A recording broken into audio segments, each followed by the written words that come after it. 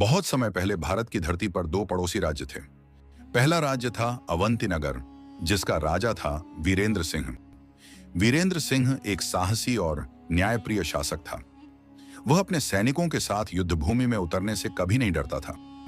लेकिन उसका सबसे बड़ा गुण यह था कि वह हर समस्या को केवल तलवार से हल नहीं करना चाहता था। वह मानता था कि जहां बुद्धि काम कर सकती है, वहां रक्तपात व्यर्थ है। दूसरा राज्य था कुंद राज्य, जिसके राजा थे सूर्य प्रताप। सूर्य प्रताप महत्वाकांक्षी और शक्तिशाली थे, परंतु कभी कभी उनका अहंकार उन पर हावी हो जाता था। वह सोचते थे कि पड़ोसी राज्य को अपने अधीन करना ही असली ताकत है। उनकी सेना विशाल थी और उनके मंत्री उन्हें बार बार उकसाते थे कि अवंती नगर को जीत लेना चाहिए। दोनों राज्यों की सीमाएं हरी भरी वादियों और नदियों से मिलती थीं। उस क्षेत्र की उर्वर भूमि से दोनों राज्यों की समृद्धि जुड़ी थी। प्रजा खुशहाल थी, किसान मेहनती थे और व्यापारी दूर दूर तक व्यापार करते थे। लेकिन राजाओं के स्वभाव में अंतर था। जहां वीरेंद्र सिंह अपनी प्रजा के साथ खुलकर मिलता जुलता, वहीं सूर्य प्रताप अपने किले की ऊंची दीवारों के भीतर अधिक समय बिताते और अपने सैनिकों व दरबारियों की चापलूसी सुनना पसंद करते। एक वर्ष भारी अकाल पड़ा, बारिश कम हुई और खेत सूख गए। अवंती नगर और कुंद राज्य दोनों को ही संकट का सामना करना पड़ा। अवंती नगर के लोग राजा वीरेंद्र सिंह के पास पहुंचे और बोले, महाराज, इस वर्ष अन्न कम हुआ है। यदि अनाज का भंडार खुलकर सब में बांट दिया जाए तो हम इस कठिन समय से निकल सकते हैं। वीरेंद्र सिंह ने तुरंत अपने भंडार खोल दिए और हर घर में अनाज पहुंचवाया। उसने व्यापारियों से भी कहा कि लाभ बाद में सोचो, पहले प्रजा का पेट भरना जरूरी है। उधर कुंद राज्य में विपरीत हाल था। राजा सूर्य प्रताप ने अपने खजाने और अनाज को बंद करवा दिया। उन्होंने कहा, यह समय मेरे भंडार का उपयोग करने का नहीं, बल्कि शक्ति और सहनशीलता दिखाने का है। जो मेहनत करेगा वही जीवित रहेगा। प्रजा परेशान हो गई। भूख से लोग पीड़ित होने लगे। कई गांवों के लोग अपनी जान बचाने के लिए अवंती नगर की ओर जाने लगे, जहां राजा वीरेंद्र सिंह सबकी मदद कर रहा था। सूर्य प्रताप को यह बात बुरी लगी। उन्हें लगा कि उनकी प्रजा दूसरे राजा की शरण में क्यों जा रही है। दरबारियों ने आग में घी डाला। महाराज, वीरेंद्र सिंह अपनी दया दिखाकर आपका नाम छोटा कर रहा है। यदि ऐसा चलता रहा तो लोग समझेंगे कि असली राजा वही है। यह सुनकर सूर्य प्रताप का अहंकार और बढ़ गया। उन्होंने तुरंत सेना को तैयार रहने का आदेश दिया।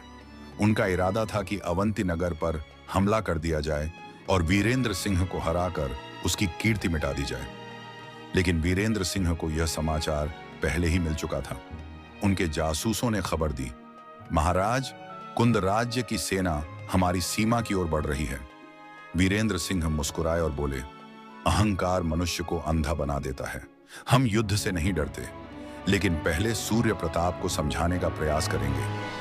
अवंती नगर की सीमा पर हलचल बढ़ गई थी। कुंद राज्य की विशाल सेना धीरे धीरे आगे बढ़ रही थी। उनके हाथों में तेज तलवारें, लंबी बरछियां और ढालें थीं। घोड़ों की टापों से धरती कांप रही थी। कुंद राज्य के राजा सूर्य प्रताप ने अपने सैनिकों से कहा, आज हम अवंती नगर को जीत कर दिखाएंगे। लोग समझेंगे कि असली ताकत केवल बल में है, दया और करुणा से राज नहीं चलता। उधर अवंती नगर में राजा वीरेंद्र सिंह ने युद्ध की तैयारी की थी, परंतु उनका मन अब भी शांति चाहता था।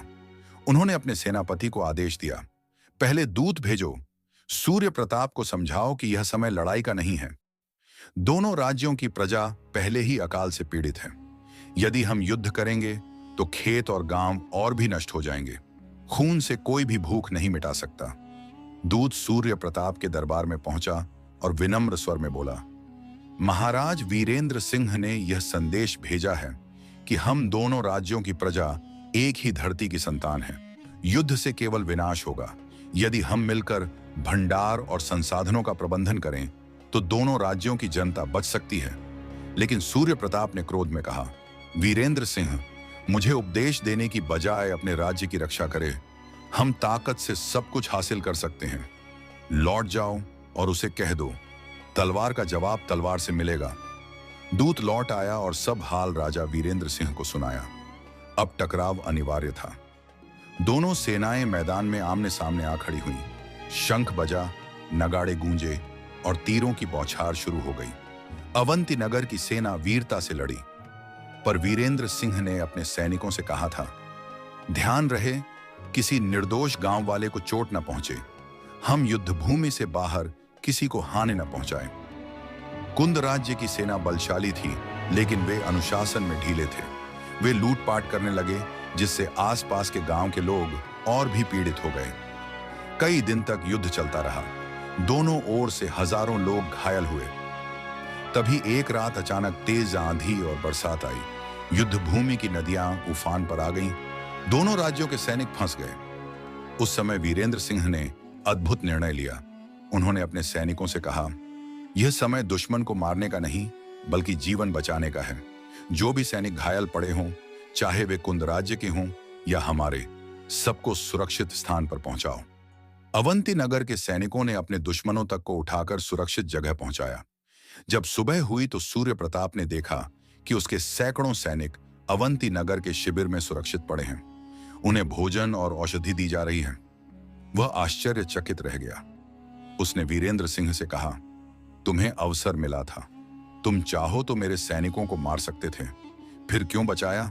वीरेंद्र सिंह ने शांत स्वर में कहा, राजा का धर्म केवल राज्य बढ़ाना नहीं, बल्कि जीवन की रक्षा करना है।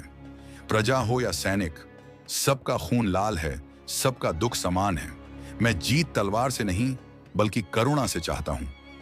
इन शब्दों ने सूर्य प्रताप का हृदय पिघला दिया। उसने अपनी तलवार जमीन पर रख दी और बोला, तुम सही हो वीरेंद्र सिंह। मैंने अहंकार में आकर अपने ही लोगों को कष्ट दिया। असली जीत वही है जो रक्तपात के बिना हो।